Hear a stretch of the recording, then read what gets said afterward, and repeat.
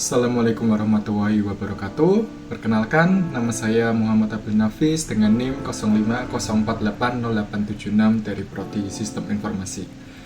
Pada kesempatan kali ini saya akan mempresentasikan mengenai tugas 1 mata kuliah pemrograman berbasis web.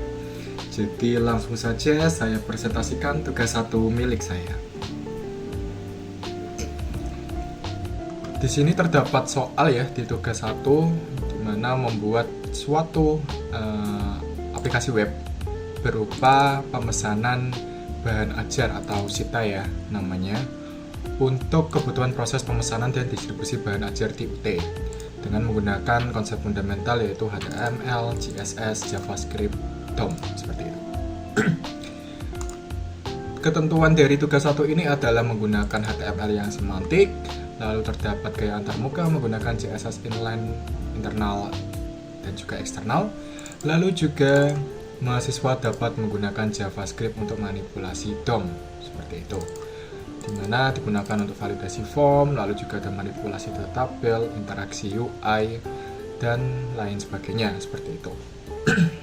Di sini juga sudah ada ketentuan mengenai halaman website, di mana ada nantinya ada halaman login yang menginputkan email dan password, lalu terdapat suatu dashboard menu seperti ini, dan juga ada informasi stok bahan ajar seperti itu, dimana masing-masing dari modul-modulnya ini memiliki file HTML yang terpisah seperti itu atau modular ya. Nah seperti ini nantinya struktur folder projectnya, dimana terbagi-bagi berdasarkan batch tiap modulnya seperti itu. Oke, ini hanya petunjuk pengerjaan. Jadi lanjut saja saya tunjukkan mengenai yang telah saya buat. Saya menggunakan anti gravity ya untuk IDE-nya karena memang saya terbiasanya menggunakan ini. Bisa juga menggunakan Visual Studio Code, tetapi untuk kali ini saya akan menggunakan anti gravity seperti itu. Saya sudah membuat projectnya dan ini sudah jadi. Saya tidak merekam mengenai proses pembuatannya agar saya punya kesempatan lebih untuk menjelaskan mengenai yang telah saya buat seperti itu. Di sini sudah saya buat ya untuk struktur projectnya, yaitu mungkin saya besarkan sedikit.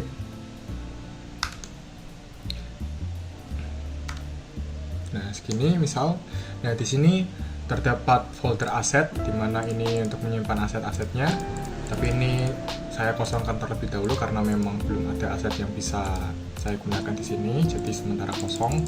Tapi ini nantinya untuk menyimpan aset-aset seperti gambar atau ada SVG atau suatu media lain seperti itu. Nah ini CSS sendiri untuk styling ya.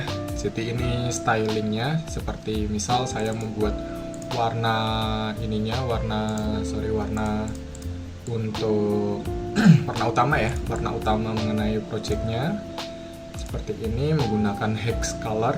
Ada juga yang menggunakan RGBA seperti ini.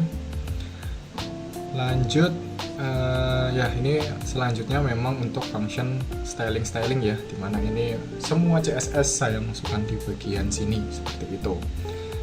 Dan ya kita tahu untuk CSS sendiri punya banyak props ya, ada font family. Di sini saya menggunakan font family utamanya yaitu Montserrat karena mempunyai desain yang menurut saya menarik.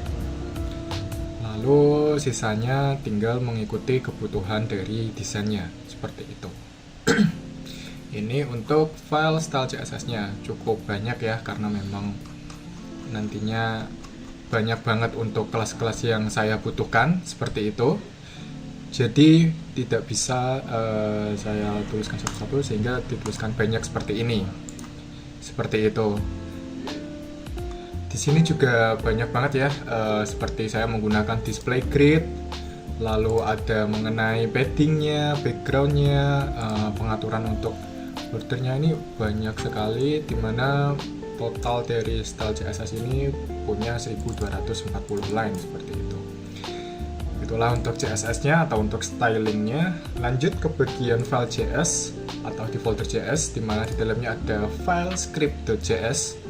Di sini saya mengatur semua hal yang berkaitan dengan JavaScript untuk yang project yang saya buat ini. Seperti pertama saya buat untuk menyimpan data dummy katalognya seperti itu. Dimana ini saya sesuaikan dengan kebutuhan projectnya. Di sini saya menyimpan untuk data-data modul seperti itu.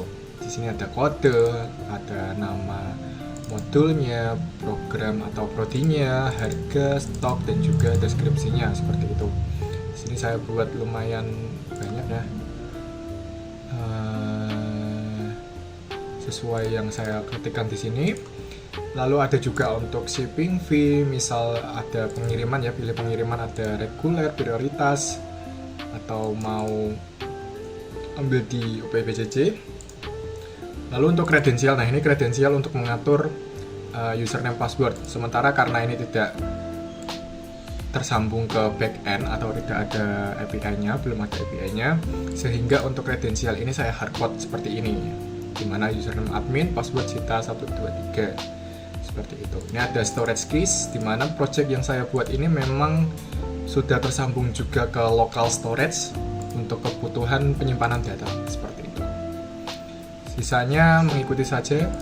Nah ini untuk DOM-nya ya, JavaScript DOM, dimana memang DOM sendiri adalah untuk mengubah atau memanipulasi elemen HTML seperti itu. Jadi bisa mendapatkan nilai, bisa mengubah nilai atau apapun, dimana kita bisa berinteraksi dengan elemen HTML-nya seperti itu. Di sini saya menggunakan banyak sekali DOM-DOM-nya sesuai dengan keperluan yang ada di project ini, yang nantinya ini tersambung juga di file HTML-nya seperti itu. Sisanya adalah function-function untuk misal login, misal untuk ke dashboard, ini dashboard base, ke dashboard pertama kali itu ngapain, kayak misal ini ada mengupdate summary atau mengupdate recap ya, lalu update start, terus lalu merender seperti itu banyak banget function-functionnya seperti itu. Selanjutnya di script JavaScript ini banyak sekali yang mungkin bisa dilihat pada layar. Ada untuk menghandle login, dimana ada validasinya. Oh ya, di sini saya juga buat validasi ketika memang username kosong. Nah itu ada perintah untuk mengisi username seperti itu. Lalu ketika username dan passwordnya tidak sama, nah itu nanti akan terkena validasi berupa username atau password tidak sesuai apabila memang yang diinputkan tidak sama ya dengan yang kita set seperti itu.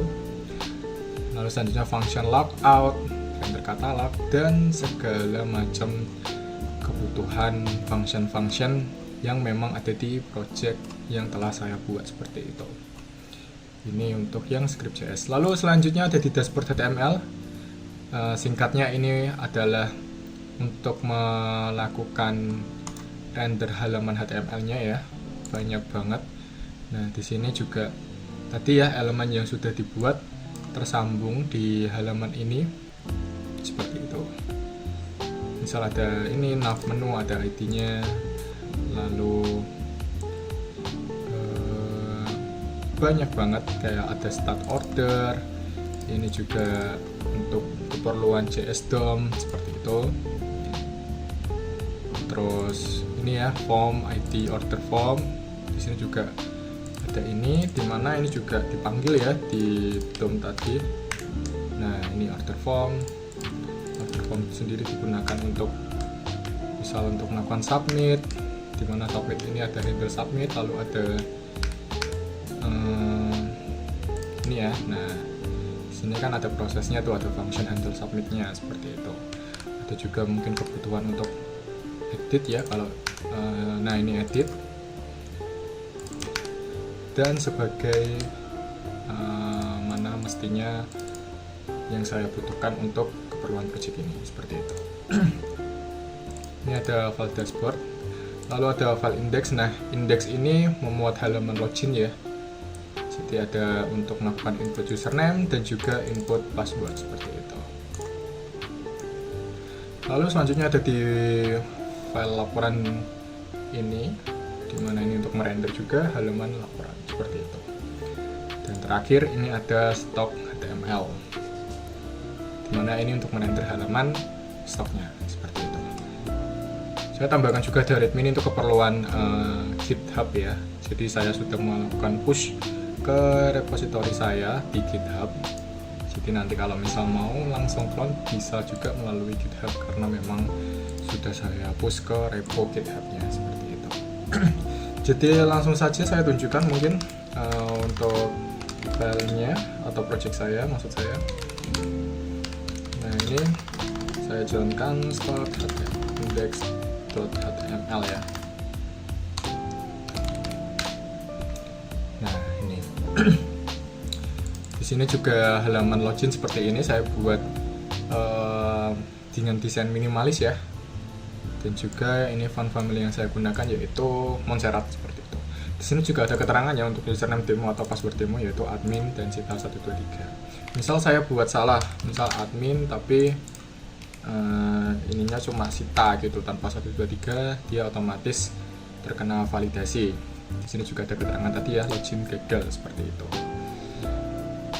Jadi ini adalah validasinya, saya buat benar. Nah kalau benar dia akan masuk ke halaman utama atau halaman dashboardnya. Di dashboard ini adalah untuk rekap ya. Jadi untuk Sita sendiri ini kan sebagai project untuk pengaturan pemesanan atau pemrosesan bahan ajar ya, yang dimana yang membuka ini adalah adminnya. Saya buat seperti itu. Nah di halaman dashboard ini ada ringkasan untuk hari ini, total pesanan, eksemplar, estimasi nilai yang dan juga siap kirim berapa seperti itu. Nah sisanya seperti ini. Misal saya tambahkan lagi, di sini sudah ada ya sebenarnya. Ini tersimpan di local storage. Dan misal saya tambahkan lagi, misal Budi dengan NIM 01234566789 seperti itu. Lalu juga budi@ut.ac.id. Misal saya beri nomor HP-nya acak ya, saya beri random. Lalu untuk program studinya ini saya isikan sistem informasi. Lalu bahan ajar yang dipilih adalah ini ya, pemrograman berbasis web.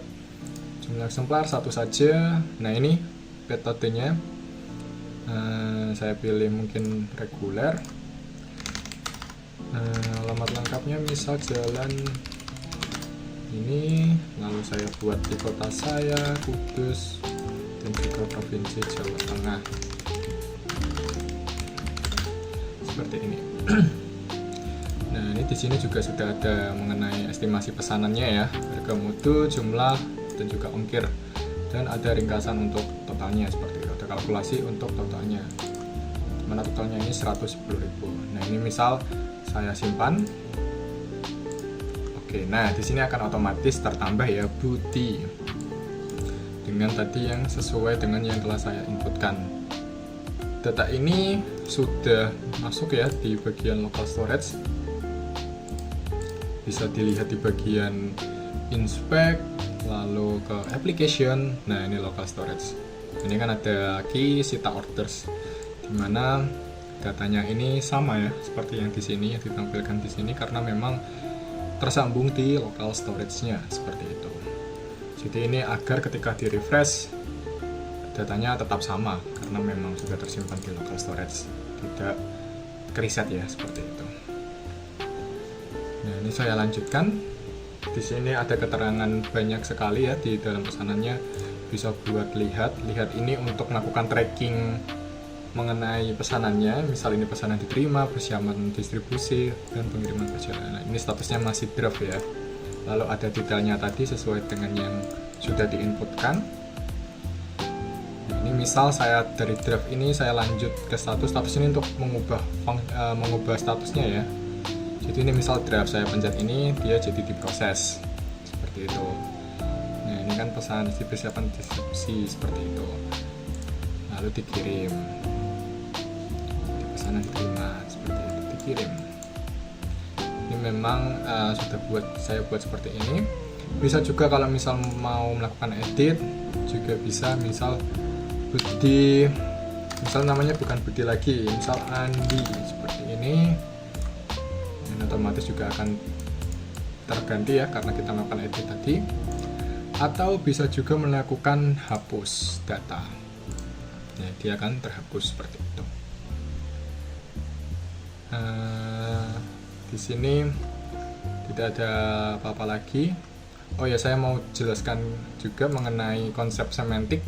Jadi semantik sendiri adalah dibuat berdasarkan struktur HTML yang sesuai, di mana di dalamnya ada head seperti ini, lalu ada body, dalam body ada section-sectionnya seperti itu, dan di bagian bawahnya juga ada footer. Mungkin ini lebih lengkapnya ada di bagian dashboard ya. Saya kembali ke atas. Ada head, ada body, lalu ada main. Di dalam main ada section, ada aside, lalu ada section lagi, dan di bagian bawahnya itu ada footernya seperti itu. Nah, ini footer. Ini sesuai dengan konsep semantik ya, yang membagi tiap bagian-bagian HTML-nya sesuai dengan strukturnya seperti itu. Saya lanjutkan kembali. Di halaman dashboard sudah, lanjut ke halaman stok bahan ajar. Di stok bahan ajar ini adalah untuk melakukan manajemen stok ya. Misal seperti ini di pemrograman berbasis web, di bahan ajarnya ada stoknya di 84 seperti itu. Untuk melihat saja ya, monitoring stok kurang lebih seperti itu. Lalu di bagian laporan, nah ini laporan fungsinya untuk merekap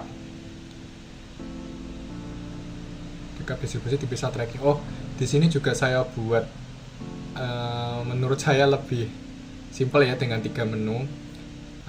Dengan pengalaman saya melakukan pembuatan sistem, akan lebih baik kalau memang untuk yang tracking dan juga history transaksi itu digabung seperti itu. Jadi yang sementara saya buat adalah seperti ini.